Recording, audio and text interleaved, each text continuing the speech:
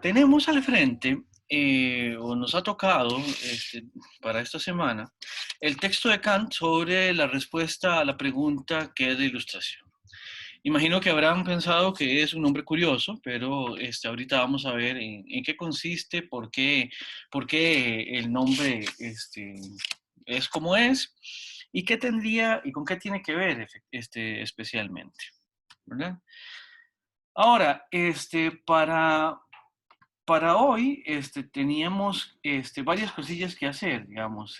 En la primera guía de preguntas teníamos que hacer una especie como de recuento, iniciando, entre otras cosas, por datos de contextualización.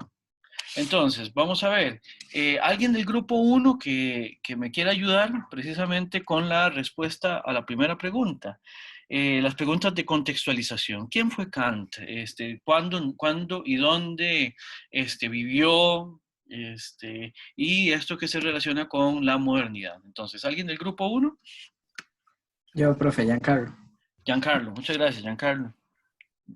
Bueno, entonces Kant, Immanuel Kant es de Königsberg, no sé si Ajá. sí, la cual era una ciudad portuaria que fuera la capital de la Prusia Oriental, que bueno, está actualmente en territorio ruso. Vivió en el siglo XVIII, Ok. nació durante el mes de abril de 1724 y murió de arteriosclerosis en el mes de febrero de 1804. Entonces, ¿solo eso o lo de la modernidad también, bro? Podemos ir deteniéndonos por ahí para simplemente comentar un par de cositas a lo que ha compartido Giancarlo. La primera es que sí, efectivamente, si ustedes leen y si ustedes ven las referencias, generalmente a Kant se lo refiere como un filósofo alemán, precisamente porque él escribió en alemán. ¿Verdad? Sin embargo, Alemania, propiamente hablando, no existía cuando Kant vivió. Es más, una vez que Kant muere, tienen que pasar más o menos 80 años para que exista efectivamente lo que se entiende como Alemania, ¿verdad? Kant era prusiano, ¿verdad? Eso significa otras cosas completamente. Giancarlo lo decía bien, bueno, él vivía en Königsberg, que ahora se llama Kaliningrado. Si ustedes, y está en Rusia, si ustedes siguieron el Mundial de Rusia, había una sede específicamente del Mundial que se jugó en Kaliningrado. Esa es la región de donde Kant es originario. Eh, Königsberg es un lugar muy curioso en ese sentido por la historia que tiene. Como les digo, en tiempos de Kant era Prusia, ¿verdad? Era parte de Prusia. En algún momento le perteneció a Polonia. O sea, si Kant hubiera nacido en otro momento, bien habría sido polaco, ¿verdad? Y actualmente es de Rusia.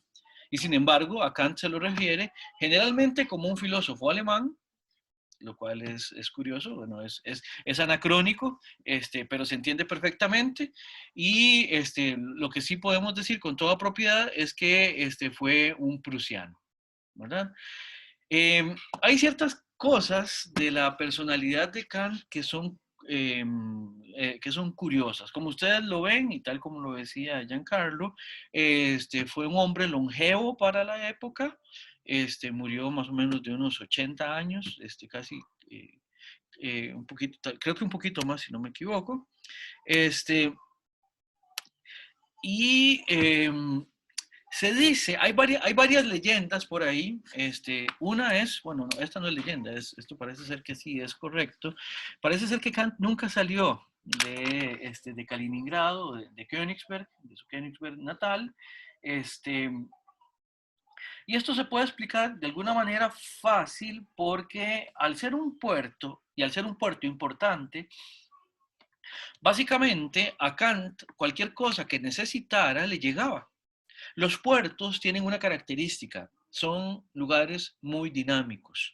Llegan muchas mercancías, y con las mercancías pues también llegan muchos productos culturales, como por ejemplo los libros, también mucho trasiego también de personas, de modo que Königsberg era un lugar que ebullía en actividad. Y eso hizo que, por ejemplo, Kant tuviera al alcance básicamente todo lo que él, básicamente todo lo que él necesitaba para su producción, ¿verdad? Eh, Kant es un autor que hizo contribuciones importantes en varias áreas. Es de los últimos casos en los que tenemos una persona que efectivamente hace contribuciones así de importantes en varias áreas. Él sabía mucho de matemáticas, le gustaba mucho la física, ¿verdad? También, obviamente, en filosofía, hizo aportes bastante significativos, ¿verdad? Este, y una cosa importante es que en la época se lo reconoció como un intelectual de renombre. ¿Por qué les digo esto? Bueno, porque precisamente esto explica un poco el texto que ustedes tuvieron que leer, ¿verdad? Ahorita vamos a ver el hecho de que él haya sido un intelectual de renombre, va a ser importante.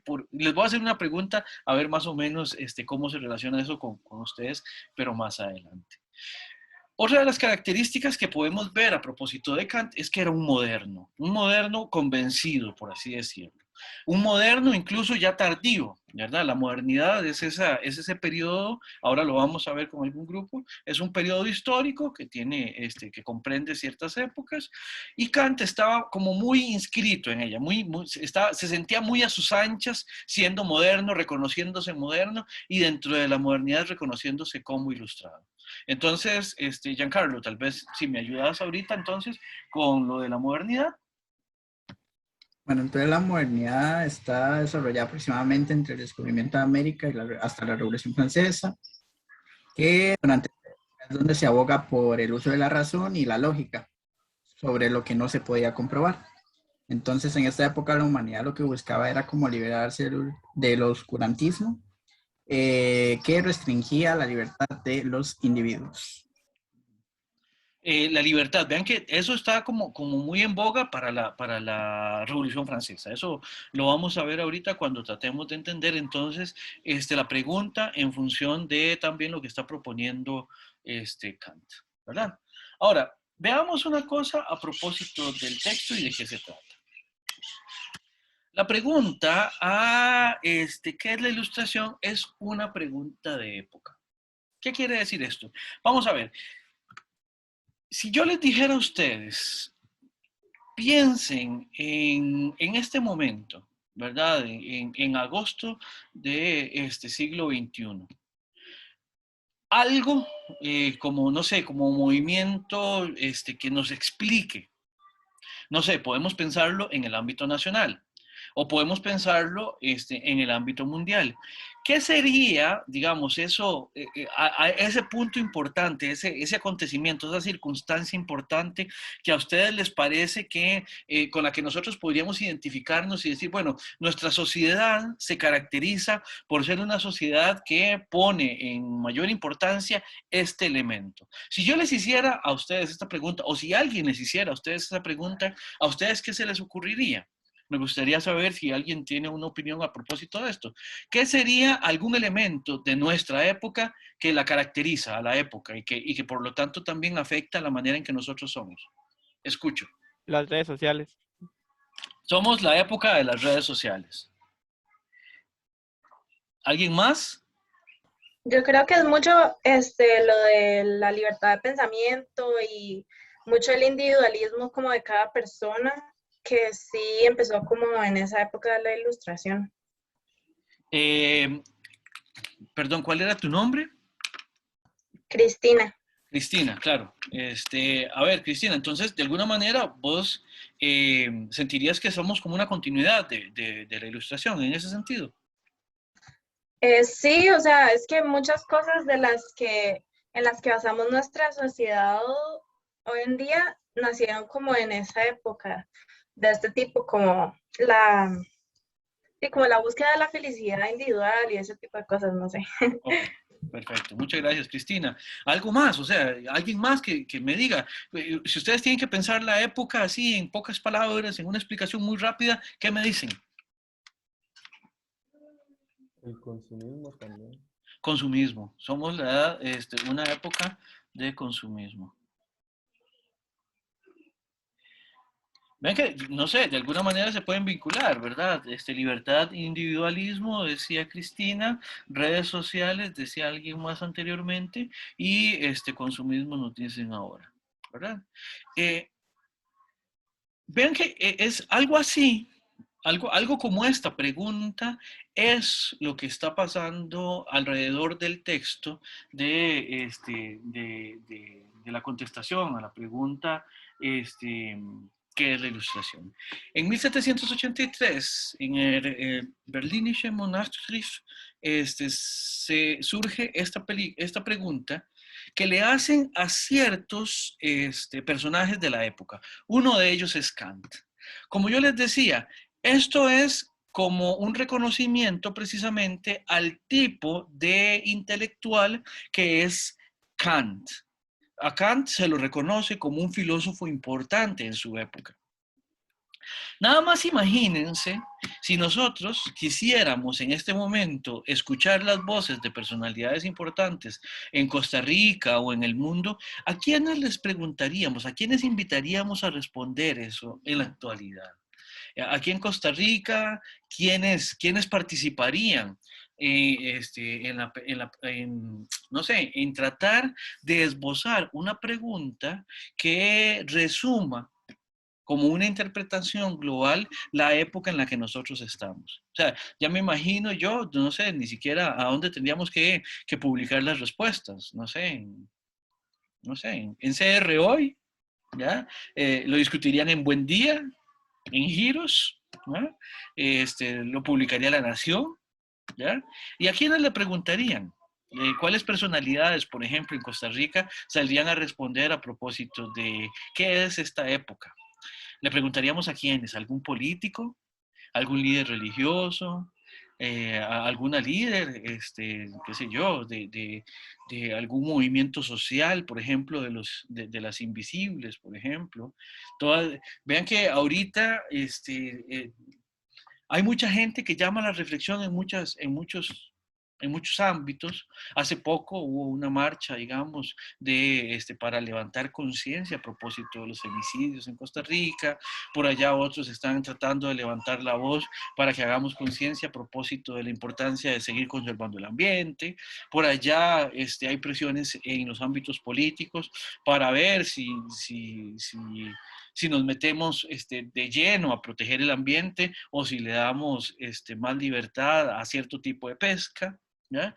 ¿Quiénes son esos agentes importantes, al menos en nuestro ámbito, que tendrían algo que decir a propósito de esto? Bueno, en la época grandes intelectuales de talla mundial eran los que estaban respondiéndole a la pregunta era un diario, era un periódico básicamente, ¿verdad? Entonces, y muy relevante, algo que en este caso salta a la vista, es que nosotros en este país no tenemos hay mucha intelectualidad que generalmente está dando su opinión a propósito de cosas que pasan. Me imagino que ustedes habrán visto en las votaciones siempre llaman a alguna especialista que haga un comentario, que diga, que explique, que ilustre lo que está pasando.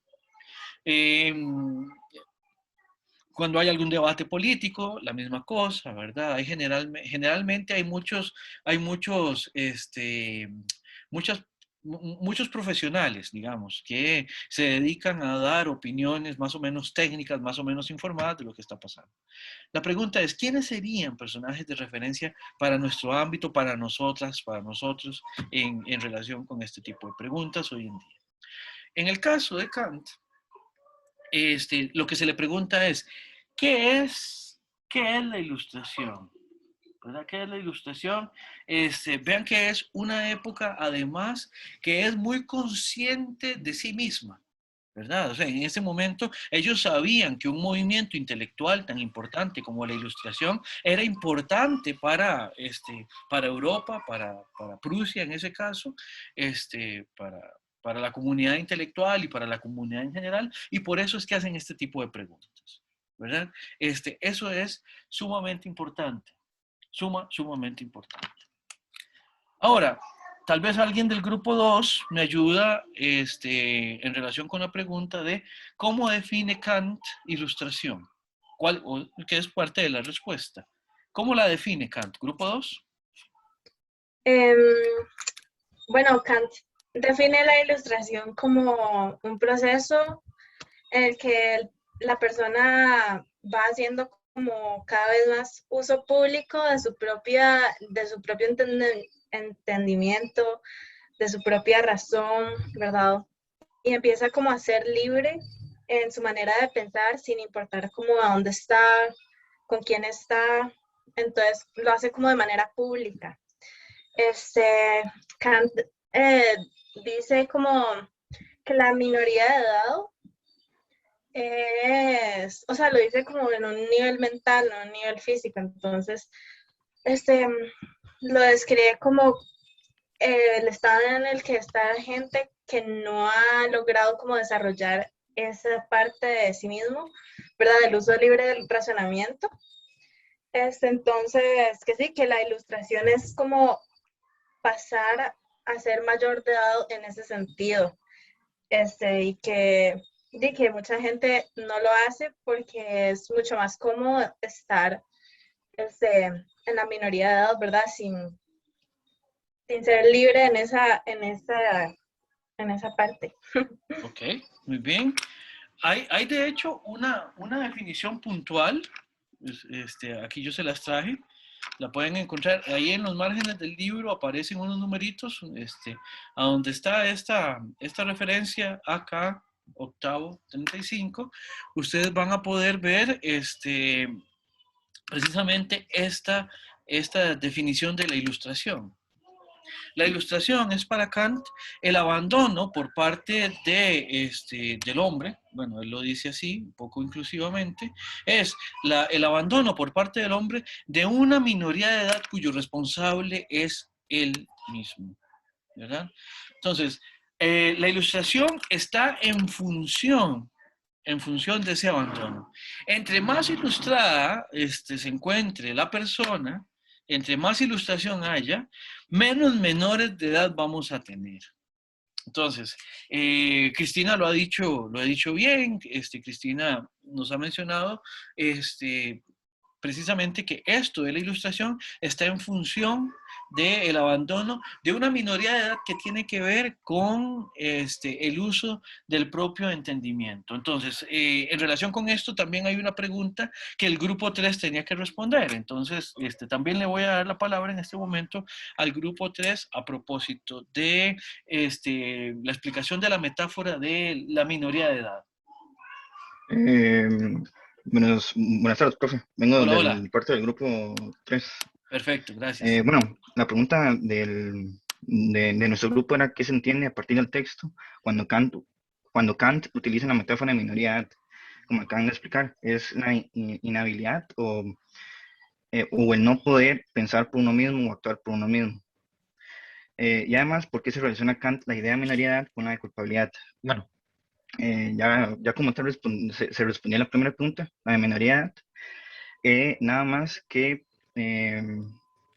quiero recalcar como es una metáfora de minoría con incapacidad de no pensar, porque bueno, desde pequeños solamente nos enseñan a seguir órdenes.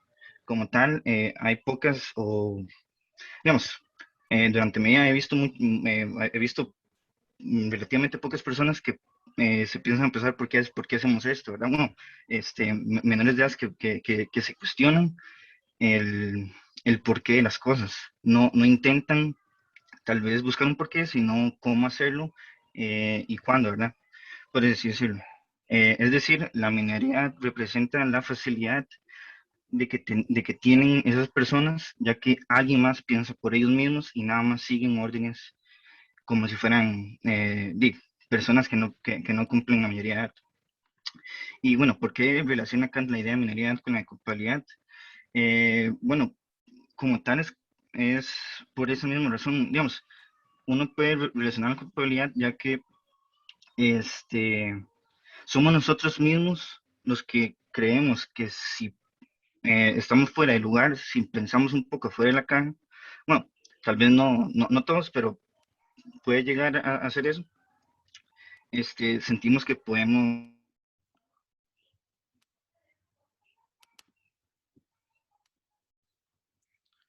Perdón, Xavier, no te escucho. Lo perdimos.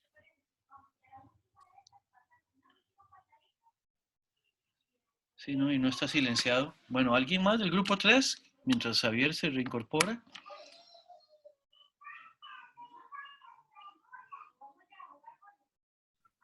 Hola, profe. Hola, hola. Yo también soy miembro del grupo 3, entonces tal Ah, vez podría ahí como abarcar un poco lo que estaba hablando mi compañero. claro, Sebastián, muchas Y gracias. en cuanto a la culpabilidad, nosotros lo que analizamos es que primero que todo, bueno, yo lo vi de dos puntos distintos. La culpabilidad se ve de que nosotros mismos somos los culpables de no crecer, porque bueno, como se mencionó anteriormente, lo que Kant hace es una metáfora pero esto a nivel mental, ¿verdad? Que es una minoría de edad a nivel mental, porque él menciona que nosotros podemos crecer a nivel fisiológico, pero mentalmente seguimos bajo este estatus en donde alguien toma las decisiones por nosotros. Entonces, además de esto, de que es culpa nuestra el no crecer y querer dar nuestras ideas y como independizarnos y tomar nosotros para pensar por nuestra propia cuenta, también es que es una zona muy confortable para una persona porque la culpabilidad de una decisión no recae sobre ese individuo, sino que la culpa cae sobre aquella persona que toma las decisiones. Entonces, por ejemplo, si esa decisión que el superior haya tomado pues no le va a caer a uno. Entonces, también esa es una parte en que la culpabilidad, estando en la minoría de edad, es mucho menor que si somos los que estamos tomando las decisiones realmente. Claro, muy bien, muchas gracias, Sebastián. En ese sentido, vean que esto opera metafóricamente, ¿verdad? O sea, ya no es una mayoría o una minoría de edad que funciona generalmente como simplemente como una línea demarcatoria que cuando es meramente cronológica significa muy poco. ¿Ya?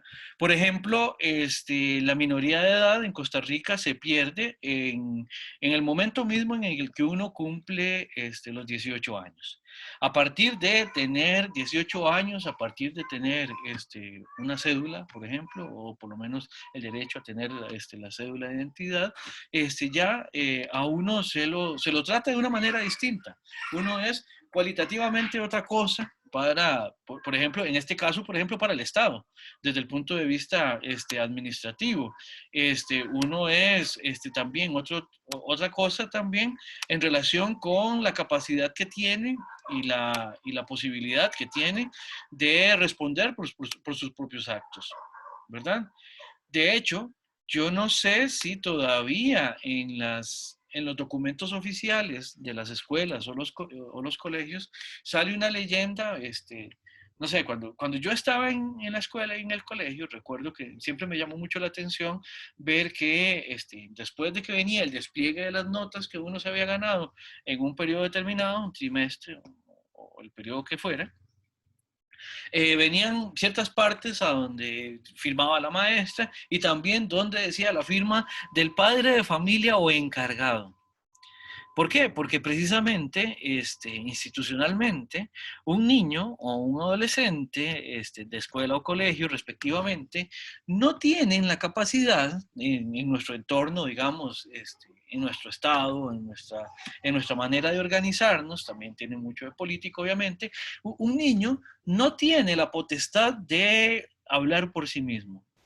no tiene la posibilidad de velar por sí mismo. Y bueno, vamos, esto tiene una relación también con las posibilidades que se tiene como individuo, como sujeto, cuando uno es joven, cuando uno es niño, en relación con cuando uno es adulto, por supuesto. Pero además, eso eventualmente se extiende también a la capacidad o a la posibilidad que pueda tener una persona de responder por sí misma a propósito de decisiones de su propia vida. ¿Ya? Por ejemplo, hay ciertas cosas en las que uno entiende que, por ejemplo, un niño no pueda tener su propia autonomía, ser en ese sentido reconocido como un sujeto en la sociedad, como un sujeto de derecho, pero hay algunas cosas en las que sobre los adolescentes todavía no hay la posibilidad de escoger, no hay la posibilidad de desarrollarse de manera, con una iniciativa propia, sino que se encarrila siempre a tener que cumplir con aquello que los adultos pensamos para quienes tienen esa edad. ¿Ya? Les puedo poner un ejemplo. Y esto es importante porque esto en última instancia tiene que ver con la libertad de cada quien. Con la libertad de cada quien. Bueno, yo no sé cuál será la historia de vida de ustedes. Yo no sé, pero por ejemplo, en mi caso pasó que conforme yo fui creciendo, por decirlo en tico, a mí me soltaban un poco más el mecate, por decirlo así. ¿Verdad? Hubo ciertas cosas que yo ya como adolescente, cuando estaba en el colegio, yo podía hacerlas, pero que cuando era niño, pues jamás, ¿verdad? Y hubo ciertas cosas que yo solo pude hacerlas cuando ya estaba adulto. Ciertas decisiones las tomé cuando era adulto. Y entre más adulto, menos se metían mis padres conmigo, ¿verdad? Antes de eso, pues sí había la necesidad de imponer líneas de acción, ¿verdad? Bueno, yo no sé, esto es como de manual, ¿verdad? Ustedes me dirán si con ustedes pasó o no, pero los papás tienen aquella frase, no todos lo usan, pero es fácil encontrar esto en los adultos, aquella frase de que recuerde que usted vive en mi casa y mientras usted viva bajo mi techo, usted cumple con mis reglas. Y a eso siempre le sigue un estribillo, que es el que cuando usted tenga su propia casa y cuando usted pueda darse sus propias reglas, ahí entonces usted sí va a poder hacer todo lo que usted quiera. Mientras usted viva en esta casa, usted va a hacer lo que yo le diga, ¿verdad? No sé, simplemente lo lanzo ahí. No sé si tendrán algún comentario a propósito de eso. ¿Les ha pasado? De hecho, sí, profe, muchas veces, pero... Sí, profe, nunca falla. profe, ¿Verdad? también quería disculparme por la internet. No sé en qué parte quedé, entonces no sé si como Perfecto. tal le contesté la... Sí, no, perfecto, Xavier, Sebastián, su compañero de grupo, tomó la estafeta y terminó con la respuesta. Ok, ok. Entonces, Ustedes, profe. no, muchas gracias a usted. Entonces, sí, quería ver cómo les ha ido a ustedes con esto de el irse convirtiendo en personas, mayores de edad, lo digo, entre comillas, en el sentido de que aquí lo que está de fondo es el problema de la autonomía. ¿Qué tan autónomos o qué tan autónomas son ustedes en relación con lo que quieren hacer? ¿Qué tan autónomos, qué tan autónomas son ustedes en relación con lo que quieren hacer? ¿Ya? ¿Han tenido alguna vez algún problema de por no ser mayor de edad, pongo aquí esto de nuevo entre comillas, de que por no ser mayor de edad a ustedes se les excluye de la posibilidad de tomar alguna decisión? ¿Cómo les ha ido con eso? ¿Qué les ha pasado? No sé, alguien que quisiera compartirlo. Profe, no Adelante. sé.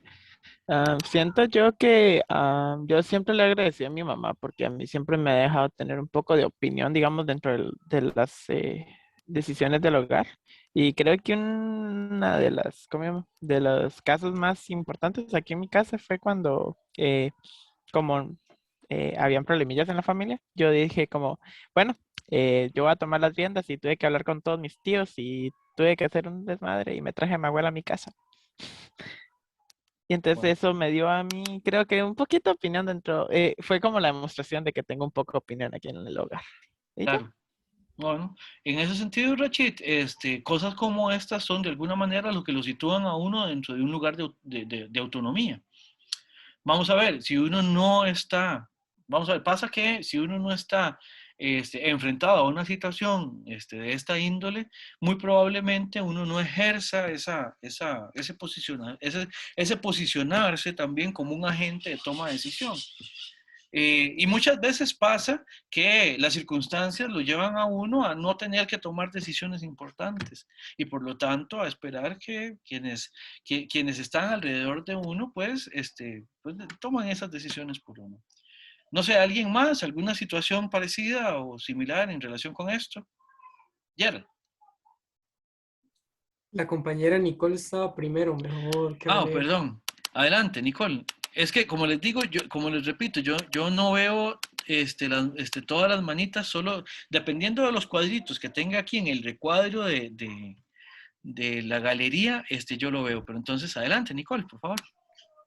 Bueno, yo personalmente soy la menor de toda mi familia y abarcando absolutamente toda la familia, ya sea de mis primos, la menor de todo. Entonces, siempre han tenido la costumbre como de dejarme de lado en ciertos tipos de decisiones, como cosas que tienen que ver con la casa, que si van a comprar algo, por ejemplo, no sé, la vez que compramos un carro, me dejaron por fuera porque dijeron, no, usted no sabe manejar, usted está muy menor, usted no tiene idea sobre esto, ¿para qué opinar?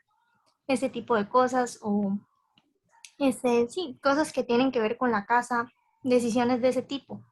Claro. De hecho, hasta este año, fue que empezaron como a tomarme un poquito más en cuenta en ese tipo de cosas. Y sin embargo, yo pienso que como que, ¿cuál es la palabra? O sea, no toman en cuenta mis opiniones, pero al menos me permiten decirlas. Ya. Bueno, no tiene voto, pero tiene voz. Por lo menos. Ok, bueno. Nicole, nada más le hago una pregunta, solo como para preguntar también en función de otra variable. ¿Juega en esto también algún tipo de papel importante el hecho de que seas mujer? Depende de en qué tipo de situación, profe. Porque, bueno, sí provengo de una familia en donde la mayoría son hombres. La mayoría de mis tíos son hombres y todo, entonces sí es un entorno un poquito machista en algunas situaciones, pero también creo que juega mucho el hecho de que todavía me consideran como la bebé, entonces como eso no les permite y pues ver que ya no estoy tan pequeña y que puedo tomar mis propias decisiones. Comprendo, claro. Muchas gracias por compartirlo, Nicole. Gerald y después Xavier. Profe, y no sé, a mí a veces me da pereza ser mayor de edad, digamos, porque, bueno, en realidad siempre he tenido un grado de autonomía bastante grande en lo que respecta a qué hacer y qué no hacer en mi casa y en mi vida en general, porque, no sé, nunca hago nada malo, entonces no es como que me tengan que poner restricciones, o sea, yo simplemente me porto como una persona normal, y no me jalo tortas, por decirlo así.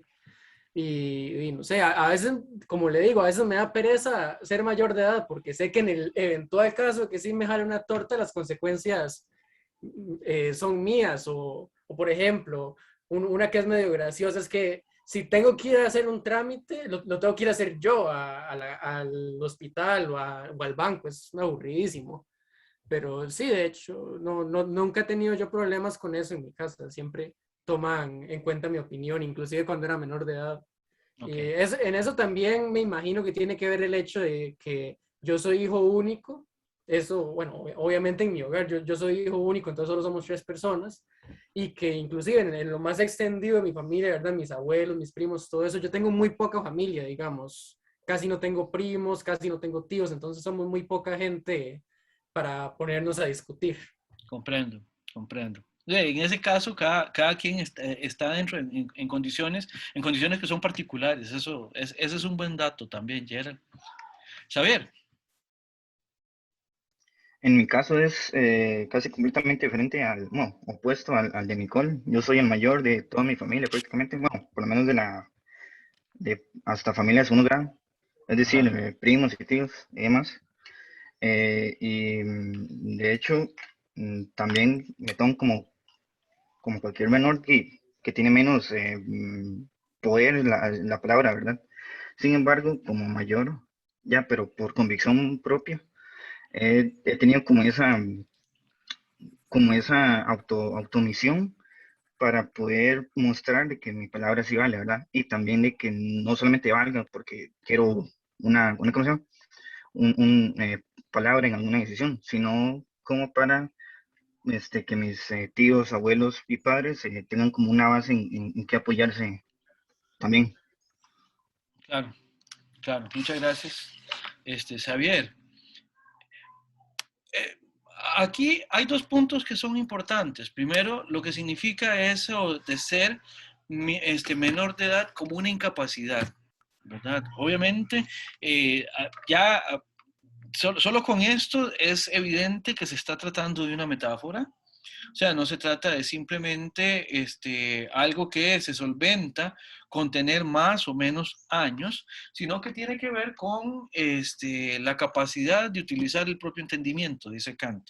Lo cual es interesante, digamos, a partir de qué momento uno puede utilizar su propio entendimiento, ¿verdad? Un poco lo que estaba diciendo ahora Nicole, tiene que ver con, bueno, es que el hecho de ser la menor hace que no vean más que esa característica, ese rasgo. En siendo la menor, cuesta mucho que me den que escuchen realmente mi voz para tomarla en cuenta. Ahora, en ese sentido, ser menor de edad, como no tiene que ver con una edad, puede incluso extenderse a lo largo de toda una vida. Alguien puede morir siendo de muy avanzada edad y en minoría de edad. Porque como no tiene que ver con cuántos años se tienen, sino con cómo es que se toman las riendas del propio pensamiento, alguien puede llegar hasta sus últimos años en una edad muy, muy avanzada sin haber nunca hecho mayor cosa por precisamente tomar esas riendas de manera activa y responsable por sí mismo, digamos. Gerald decía ahora algo que resulta interesante. Él decía, a mí me da pereza ser adulto, ¿verdad? Y les voy a hacer una pregunta. Es una película que cada vez se va haciendo más vieja y puede que no todo el mundo la haya visto, pero no sé, imagino que conocerán Matrix, la película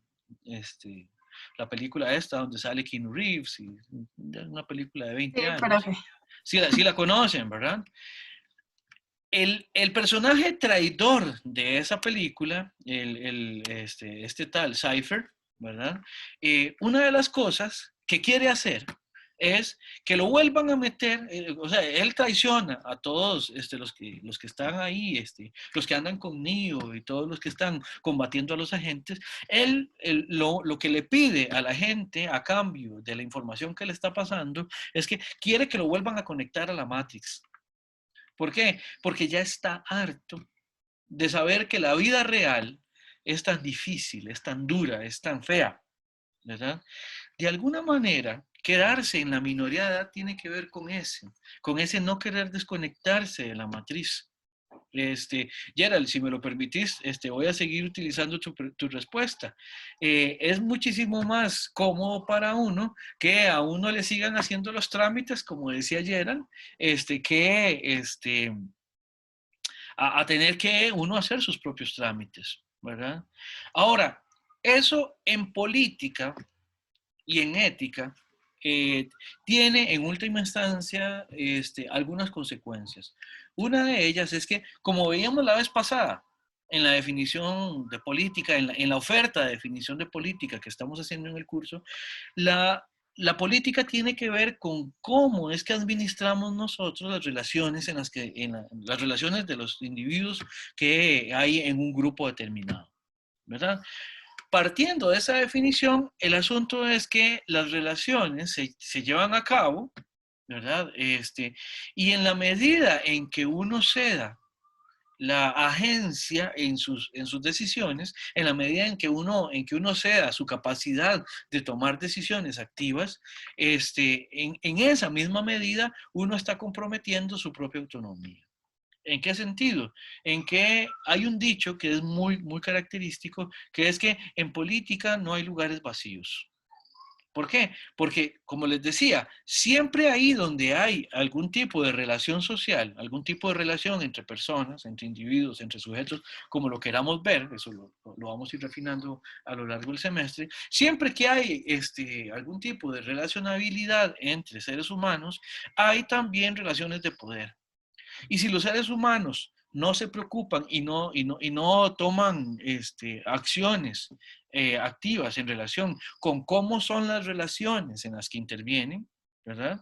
De todas maneras va a tener que seguir interactuando. Y las decisiones que no toma uno para sí mismo, las tomarán otras personas, ¿verdad? Entonces, por eso es que esta minoría de edad termina siendo esa incapacidad de poder, de verdad, uno decir y decidir. Pero en el caso de Kant, él además le agrega este elemento de la culpabilidad. ¿Por qué? Porque se supone que ya uno cuenta con todas las herramientas para poder utilizar ese propio entendimiento. En la época en la que está Kant, ya se ha tenido, ha surgido un tipo de conocimiento, han surgido un montón de discusiones que posicionan a los individuos como individuos que pueden pensarse las cosas y tomar decisiones a propósito de qué es lo que quieren, cómo quieren vivir, qué es lo que quieren hacer. Y si no le dan respuestas y si no actúan en función a las respuestas que quieren darle a esas preguntas, bueno, pues entonces van a terminar viviendo en función de parámetros que otras personas piensan por uno. Y eso es fácil. Y eso es fácil. ¿Por qué? Porque, como decía Gerald, es muy cómodo. Es muy fácil, ¿verdad? Se quita uno un montón de problemas porque en última instancia los grupos sociales tienen esa función. Les pongo el ejemplo que siempre les pongo, ¿verdad? Ustedes están ahorita en la universidad, pero ustedes nunca, creo, nunca han tenido que preocuparse por cómo resolver la manera en que van a educarse.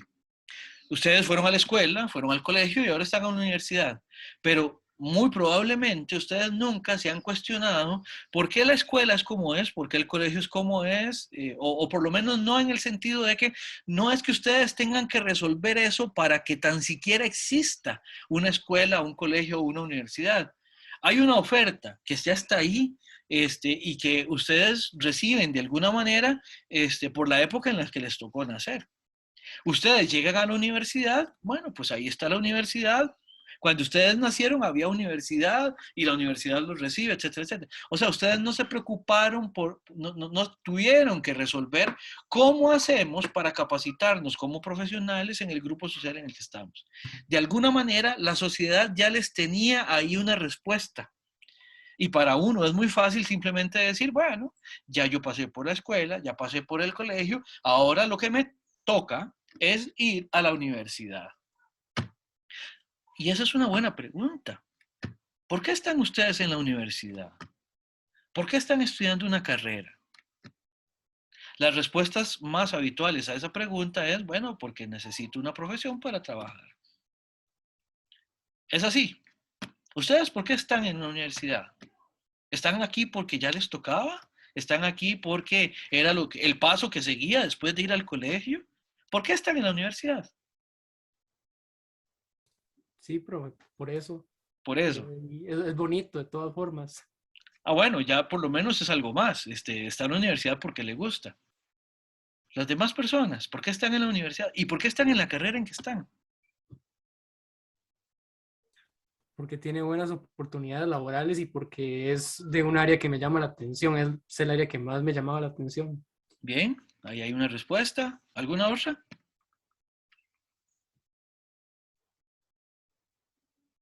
Pero es para conocimiento propio. Usted decía, era el paso que seguía. El paso que seguía, conocimiento propio. Vamos a ver, no venir a la universidad era una opción para ustedes. No. Para mí tampoco, profe. ¿Por qué no? Yo no tengo habilidades que yo considere que sean suficientes para, no sé, ganarme la vida sin estudios universitarios. Ok, esa es una respuesta también. Para las demás personas, era una opción no venir a la universidad.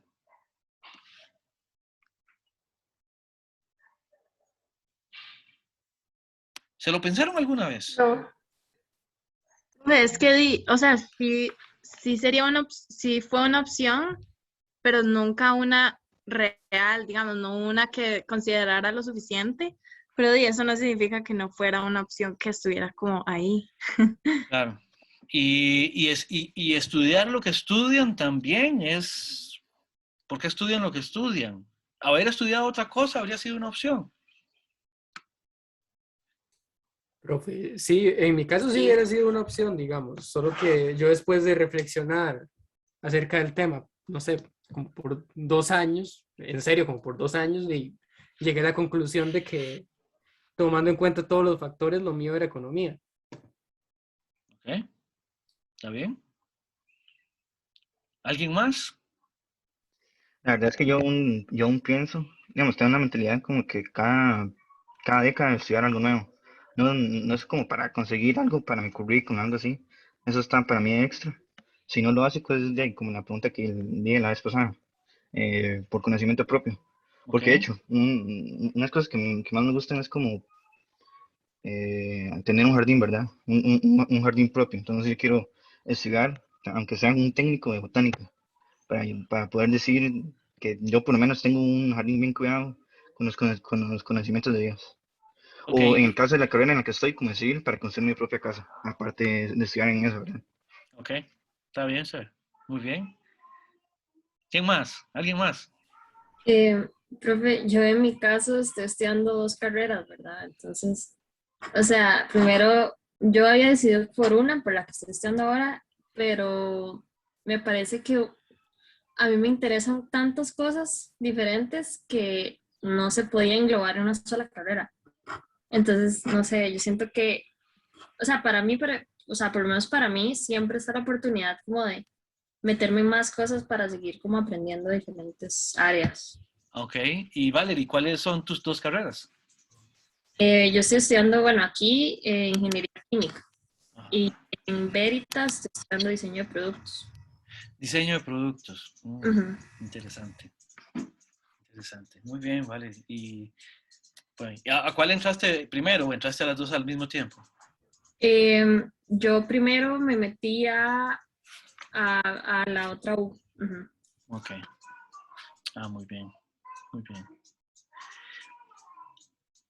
Vean, en relación con esto, todas estas decisiones siempre tienen que ver con cómo es que uno, la pregunta es muy en el fondo también, es cómo es que hace uno para posicionarse realmente en relación con utilizar su propio entendimiento en relación con lo que uno quiere, en relación con lo que, con lo que, con lo que uno escoge, no con lo que los demás o el entorno escoge por uno. ¿Verdad? En el sentido de que mucha gente pues termina una carrera y se mete a trabajar en lo que estudió porque bueno, pues ahora eso es lo que le toca. Ni qué decir que también ciertas otras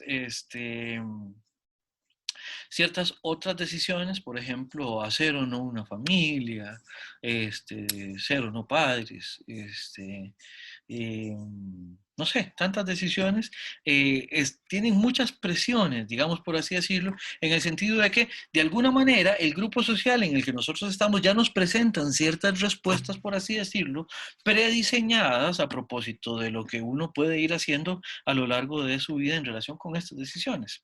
¿verdad? En ese sentido, es importante, digamos, traer la manera en que está contestando Kant a el contexto de cada quien de ustedes. La pregunta que ustedes deberían, que yo les invito, digamos, a hacerse en este momento es, ¿qué tanto realmente ustedes están pensando a dónde están? O sea, vamos a ver, yo a veces cuando hablo de estas cosas, lo que les hago la pregunta es de qué están haciendo ustedes aquí en este momento.